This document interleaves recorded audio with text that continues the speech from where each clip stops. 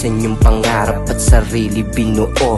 Sumulat ng kanta sa tahimik ko na mundo.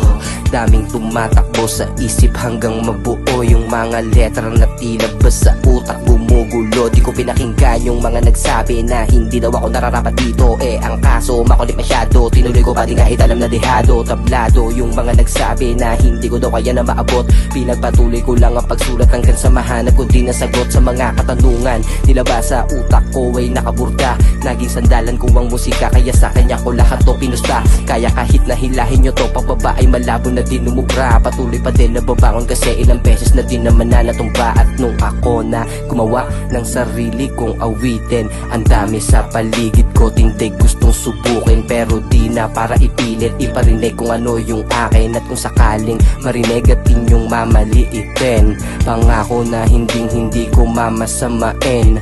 Alam ko din kasi na yung bitaw ko may dating, may gusto lang maabot, walang balak palabasin.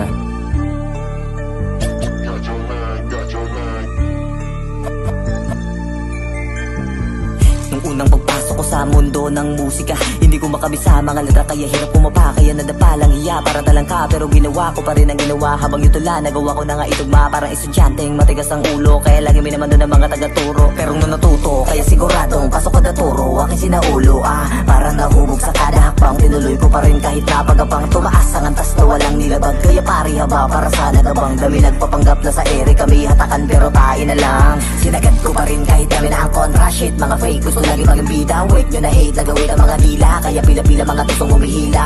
Kung sinong kasama naghirap, suporta o tunay ko nakaakibat. Yun lang din kasama kakain sa mesa pag pera na yung mga sulat.